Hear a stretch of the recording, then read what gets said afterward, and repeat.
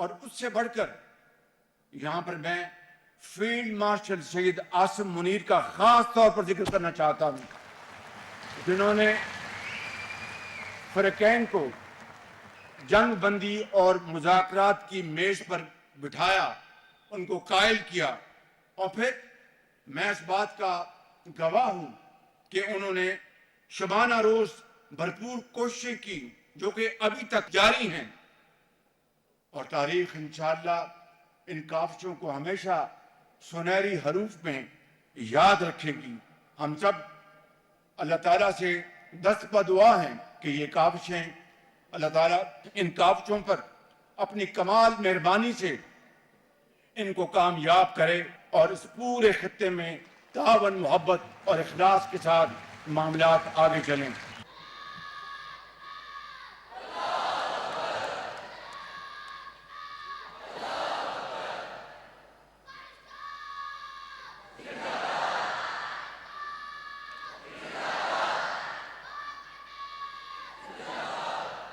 پختہ عزم کے ساتھ یہ بات چیت کے دروازے کھولے۔ یہ پورا یقین ہے کہ انشاءاللہ یہ بات چیت دیر پا امن میں جلد بدلے گی اور اس خطے میں امن قائم ہوگا اور مزید جانیں ضائع نہیں ہوں گی انشاءاللہ۔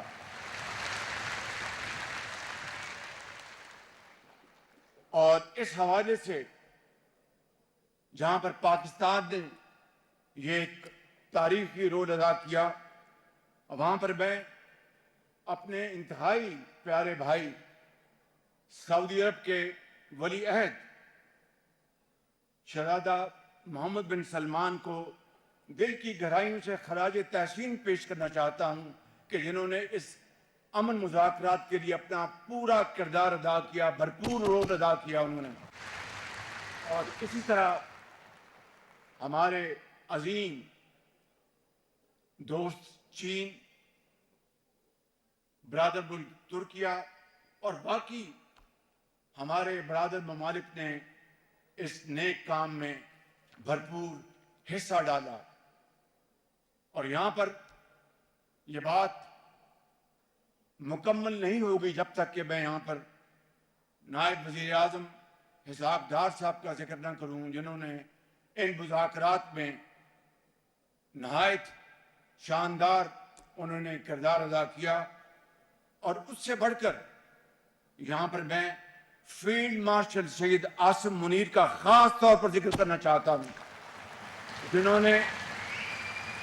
فریقین کو جنگ بندی اور مذاکرات کی میز پر بٹھایا، ان کو قائل کیا، اور پھر میں اس بات کا گواہ ہوں کہ انہوں نے شبانہ روز بھرپور کوششیں کی جو کہ ابھی تک جاری ہیں، اور تاریخ انشاءاللہ ان کاوشوں کو ہمیشہ سنہری حروف میں یاد رکھے گی۔ ہم سب اللہ تعالیٰ سے دست بدعا ہیں کہ یہ کاوشیں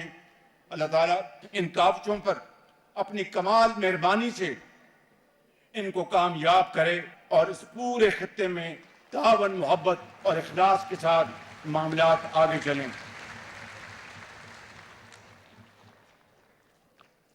میرے انتہائی قابل احترام علماء کرام،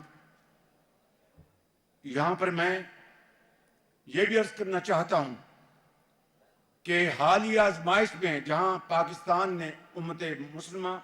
اور دنیا بھر میں امن کے مفاد کے لیے ایک نہایت متوازن اور اصولی موقف اختیار کیا، وہاں سعودی عرب اور پاکستان کے درمیان برادرانہ تعلقات کی بھی ایک نئی تاریخ رقم ہوئی ہے۔ حرمین شریفین کی ارض پاک کا تحفظ، دفاع اور سلامتی ہمیں انتہائی مقدم اور جان سے زیادہ عزیز ہے۔ دونوں برادر ممالک کے درمیان باہمی دفاعی معاہدے ہمارے اسی آہنی عزم کی تجدید کرتے ہیں، اور دین اسلام امت کے اتحاد، باہمی احترام اور پرامن بقائے باہمی پر زور دیتا ہے اور تفرقہ تنازعات کو مسترد کرتا ہے۔ حالیہ بحران کے دوران فرقہ و مسلک سے قطع نظر کہ کون کس فرقے سے تعلق رکھتا ہے، کون کس مکتبہ فکر سے تعلق رکھتا ہے، پوری قوم یا 1947 میں جب پاکستان مارز وجود میں آیا تو اس وقت تمام مکاتب فکر کے لوگ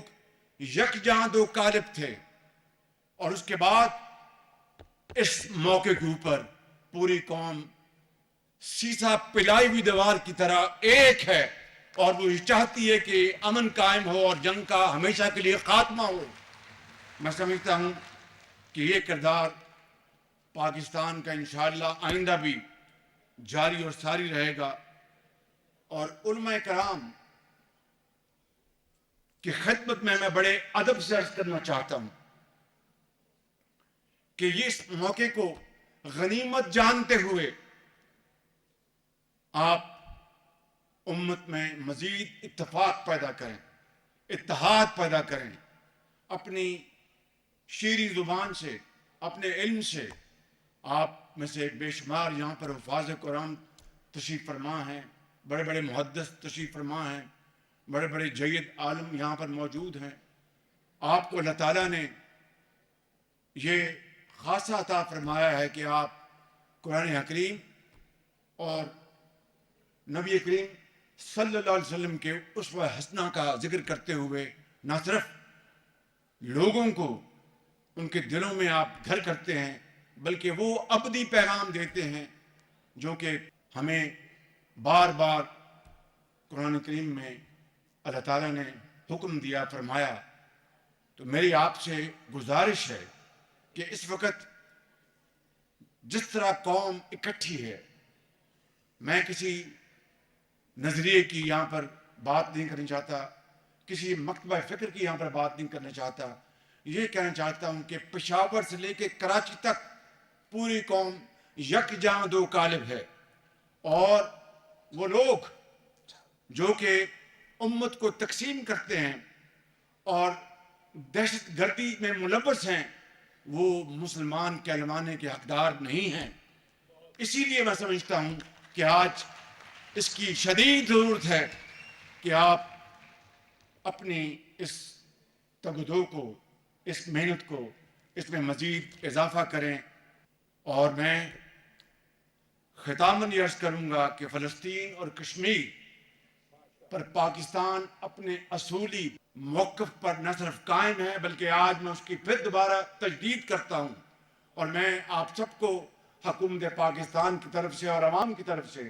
یقین دلاتا ہوں کہ اپنے مظلوم کشمیری بھائیوں اور بہنوں کی آزادی اور ان کا قانونی حق ملنے تک پاکستان کشمیریوں کا اور فلسطین کا ہمیشہ ساتھ دیتا رہے گا، جب تک کہ وہ آزاد نہیں ہو جاتے۔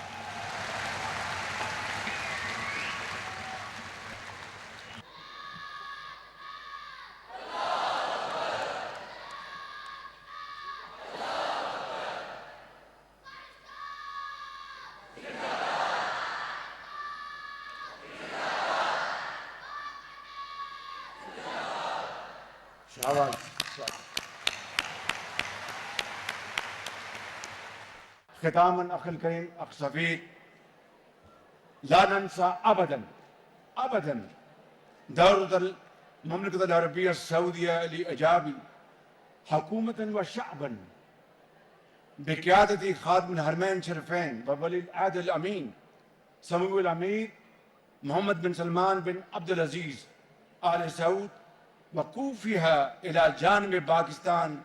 دوما وأبدا في الأزمات. نحن مسرور جدا والله العظيم. سعودية باكستان أخ الشقيق. شكرا، السلام عليكم.